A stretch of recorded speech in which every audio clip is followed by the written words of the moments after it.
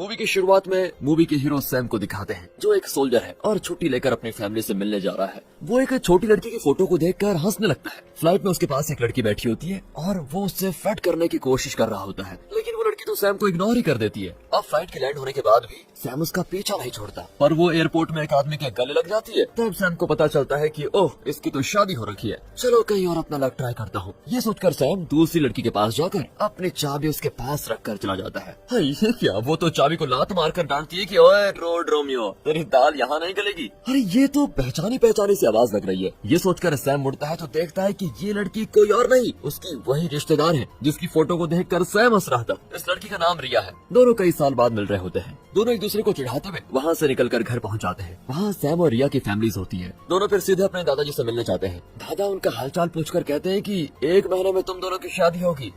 दोनों चौंक कर पूछते हैं कि हमारी शादी किससे करवाना चाहते हैं आप? अबे गधो, तुम दोनों की एक दूसरे से शादी करवाने जा रहा हूँ। मेरी तबीयत ठीक नहीं रहती और मरने से पहले मैं तुम दोनों की शादी करवा देना चाहता हूँ। यार इन दादा दादियों का ना यही काम है, जब देखो नाबालिग बच्चों की शादी शादी शादी। तो वैसे आपका क्या ख्याल है दोस्तों, कमेंट से बता दीजिएगा। रिया कहती है मैं सिर्फ 15 साल की हूँ दादाजी, शादी और वो भी इसके साथ कभी नहीं। इस तरह पुराने ऐड की तरह रिया उठ कर चली जाती है। सैम जरा शांत होकर कहता है कि दादाजी मुझे ये शादी नहीं करनी, आप भी इस बारे में भूल जाइए। रिया सैम से मुंह मोड़कर चली जाती है क्योंकि उसे लगता है कि ये शादी की बात इसने शुरू करवाई है। रिया तो अपने स्कूल में एक लड़के से प्यार करती है जिसका नाम है जेंगो। वैसे स्कूल की लगभग सभी लड़कियां इससे प्यार करती हैं। रिया बस किसी तरह जेंगो का दिल जीतना चाहती है। अब दादाजी सैम के पापा को कॉल करके डांटते हैं कि तेरा बेटा शादी क्यों नहीं करेगा, तो उसे समझा और कैसे भी करके राजी करवा। अब पापा को अपने बेटे से बात करने में तो डर लगता है, तो एक बेसबॉल बैट उठाकर वो जाते हैं और कार का शीशा तोड़ने लग जाते हैं कि मान जा, शादी के लिए मान जा। सैम की माँ कहती है कि बेटा तू मान ही जा, वरना तेरे पूज्य पिताजी न जाने घर की क्या क्या चीजें तोड़ेंगे। अगर आपके भी पापा ऐसे हैं दोस्तों तो वीडियो को लाइक कीजिए। सैम अब रिया के स्कूल में जाता है जहाँ वो अपनी फ्रेंड जिस्को के साथ होता है। हाँ, जिस्को नाम है उसका। सैम दोनों को एक रेस्टोरेंट में लेके जाता है और रिया से पूछता है क्यों ना हम दादाजी का दिल रखने के लिए शादी कर लें।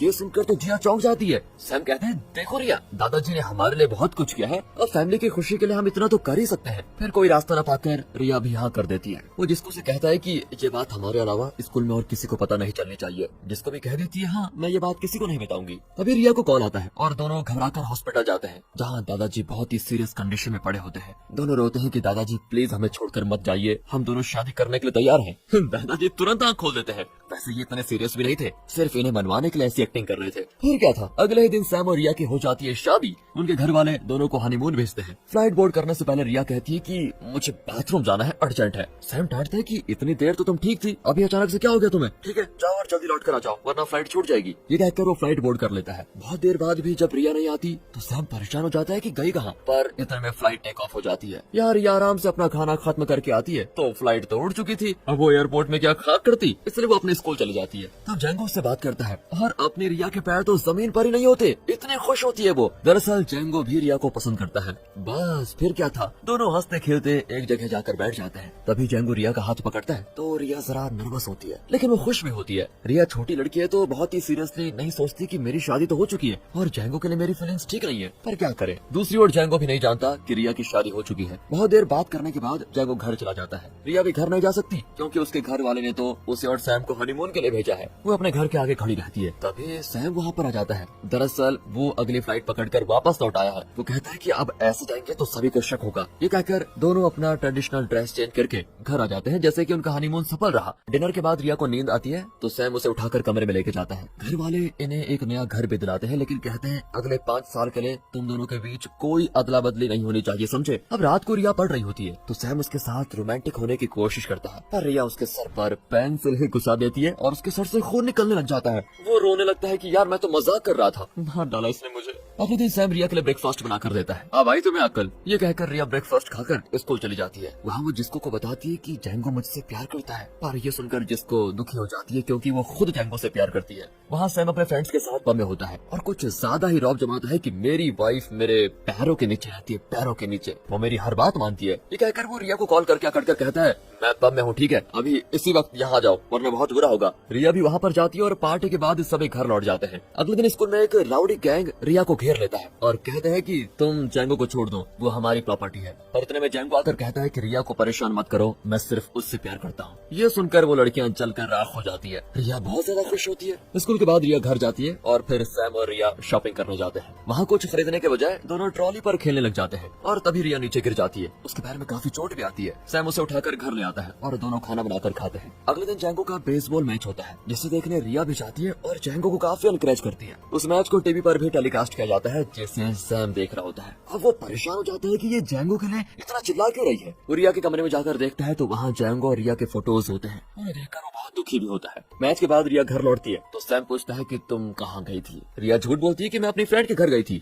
सच जानते हुए भी सैम उसे कुछ नहीं कहता। अब अगले दिन स्कूल में जिसको रिया को बता ही देती है कि मैं भी जैंगो से प्यार करती हूँ। ये सुनकर रिया को बहुत बुरा लगता है क्योंकि जैंगो तो रिया से प्यार करता है ना। अगले दिन सैम रिया को स्कूल ड्रॉप करने आता है। वो रिया से कुछ कहना तो चाहता है पर इतने में वो कह देती है मुझे देर हो रही है और ये कहकर वो चली भी जाती है। उस दिन रिया की क्लास में एक नया ड्राइंग टीचर आता है। वो और कोई नहीं सैम है जिसने यहाँ पर टेम्पररी ड्राइंग टीचर की नौकरी कर ली है। उसको देखकर जिसको रिया का मुंह खोला का खोला रह जाता है। रिया तो हक्की बक्की रह जाती है कि अब ये तो पूरे स्कूल में ढिंडोरा पिटवा देगा कि मेरी और इसकी शादी हो गई है। स्टाफ रूम में टीचर्स खड़े होते हैं। वहाँ किम नाम की टीचर सैम की ओर अट्रैक्ट होने लग जाती है। स्कूल के बाद घर जाते वक्त भी सैम के साथ वो चिपक जाती है लेकिन सैम उसे पसंद नहीं करता। सैम उससे पीछा छुड़ाकर रास्ते में उतर जाता है। घर पर रिया उसको खूब डांटती है कि मेरे स्कूल में ना तुम्हें टीचर बनने के लिए। सैम हंस पड़ता है। अगले दिन दोनों स्कूल के लिए तैयार हो जाते हैं। क्लास में उसे पसीना आता है तो वो रुमाल समझकर इनरवेयर निकालकर मुंह साफ करने लगता है। अब इससे पहले कि कोई ये नोटिस करे रिया चिल्लाकर क्लास का ध्यान भटका देती है और तभी सैम उसे चुपचाप अंदर छिपा लेता है। क्लास के बाद जिसको सैम को वार्न करती है कि